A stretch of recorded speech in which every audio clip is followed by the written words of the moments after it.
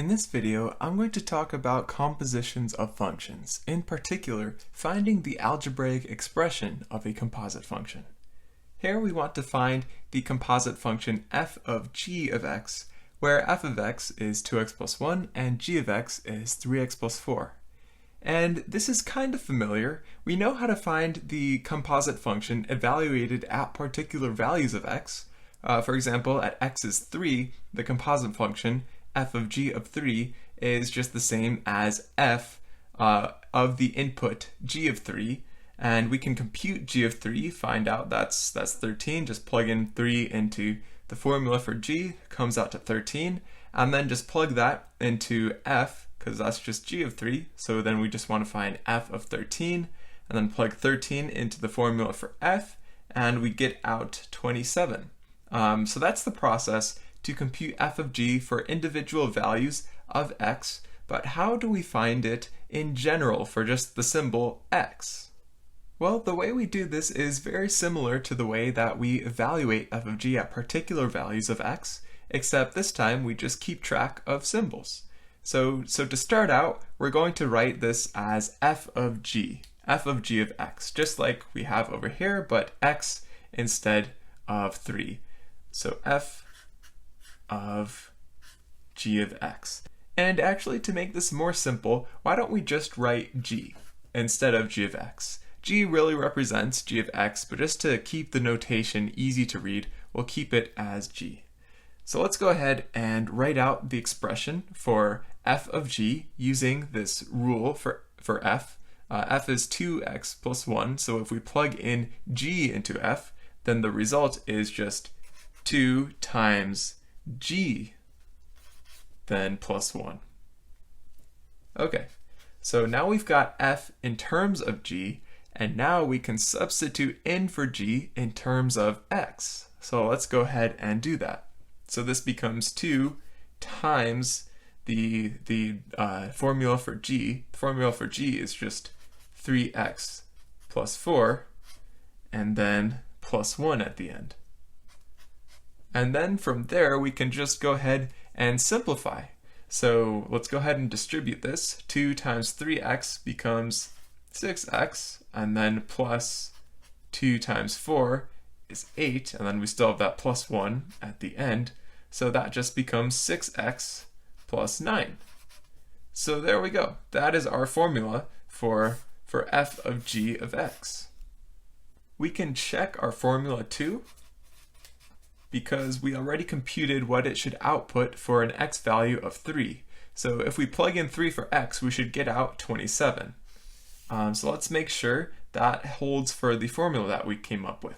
So if we plug in 3 for x, we get 6 times 3 plus 9, and then that's just 18 plus 9, which is 27. And yeah, that matches up with what we had originally. Great. So our formula should hold for any value of x that we want to plug in.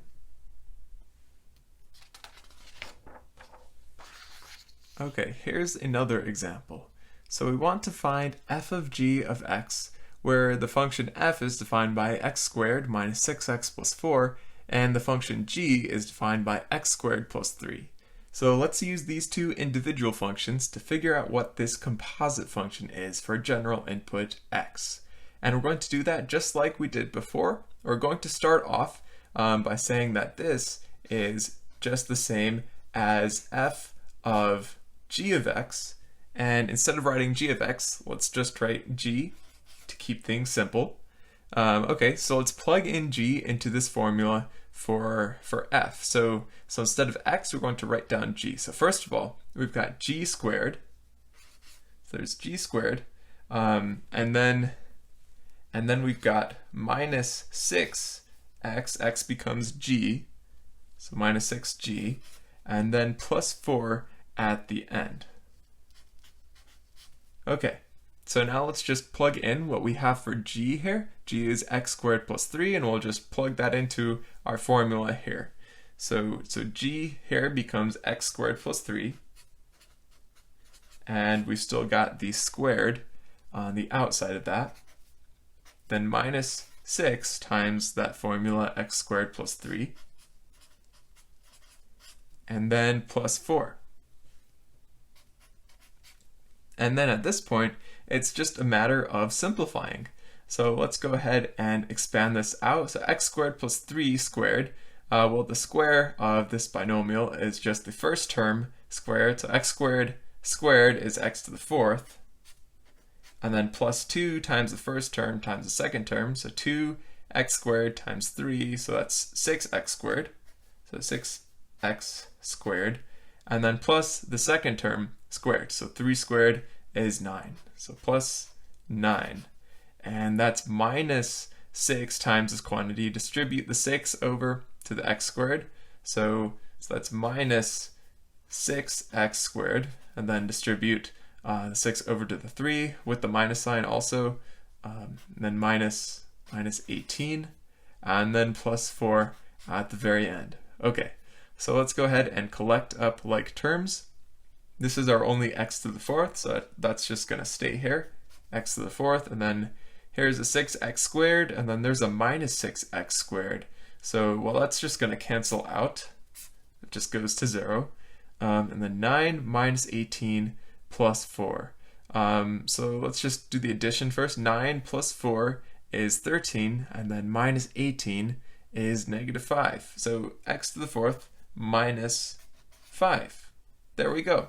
That's our result. That's our formula for f of g of x.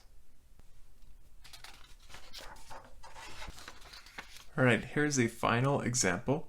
We're given f is 3x minus 5 and g is x squared plus 1, and we want to find the solutions to this equation, which involves the composition f of g. So the equation is just f of g of x is equal to 2 times g of x. So in order to solve this equation, we're going to have to express both the left hand and the right hand sides in terms of x, and then solve that equation for x. But first of all, let's worry about expressing this left and right hand side in terms of x. We'll start out with the left hand side, so f of g of x. So what we've been doing this whole lesson is converting that into an equation, into an expression with x. So let's go ahead and do that again. So this is just f of g of x, and to keep things simple, we'll just write it as f of g. And f of g, according to our formula for f, if we plug in g for x, we get 3 times g, and then there's a minus 5 there also. So 3g minus 5. And then the result of that, let's go ahead and plug in what g is. G is x squared plus 1, so we'll put that in, 3 times x squared plus 1, and then minus 5. And then at this point, we're just simplifying a bit. So 3x squared, and distribute to the 1 also, 3 times 1, so 3x squared plus 3, and then minus 5.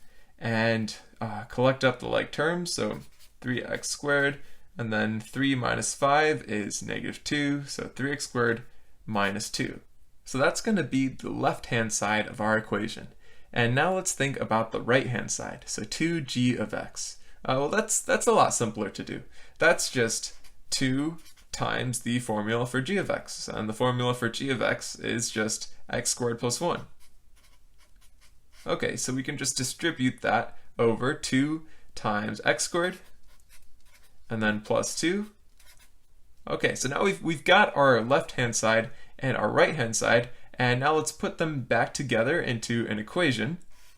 So this will be 3x squared minus 2, that's the left-hand side, is equal to the right-hand side, 2x squared plus 2.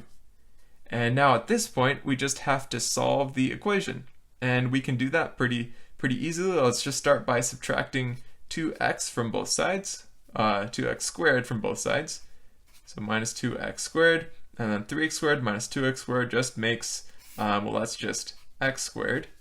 And we've got that minus 2, and equal to, these cancel out, and then just 2 over here. Now we'll just go ahead and add 2 to get the variable alone. So add 2 to both sides, and that cancels out there, and then we've just got x squared equals 4. So that means if we take the square root of both sides, cancel out that x squared, put a plus or minus, x is just plus or minus 2. So there we go. That's our solutions. And we can also check these solutions by plugging them back into our original equation. So why don't we do that on the right-hand side here? This will be our check. So first of all, let's check the solution x equals positive 2. Let's plug that in. So that's saying that f of g of 2 is equal to 2g of 2. And well, f of g of 2, that's just f of the input g of 2. And that's supposed to be equal to 2g of 2. So we need to, at this point, we need to compute what is g of 2. Well, g of 2 is just 2 squared plus 1, which is 4 plus 1, which is just 5. So this is really saying that f of 5 should equal 2 times 5. Okay, so what's f of 5? Well, f of 5 is just 3 times 5, and then minus 5, and that should come out to 2 times 5, which is 10. And, well, look at this. 3 times 5, that's 15, minus 5, does that equal 10? Yeah, it sure does. 10 equals 10. Great, so that checks out. Why don't we also check the other solution? We'll check x equals negative 2. All right, draw a line here to separate. So to check x equals negative 2, we'll proceed the same way. We'll just write this f of g of negative 2 has to be equal to 2g of negative 2. And either way, we have to compute g of negative 2. G of negative 2 is just negative 2 squared plus 1. And negative 2 squared is 4. And then plus 1 is 5. So this is saying that f of 5 equals 2 times g of negative 2, which is 5. And hey, that's like exactly what we had before here, and it worked out. So great, so that needs to work out also. So now we're getting to do some interesting stuff with composite functions, like using them in equations and solving equations with them inside. And in the future, we'll also learn more about composite functions, such as finding their domain.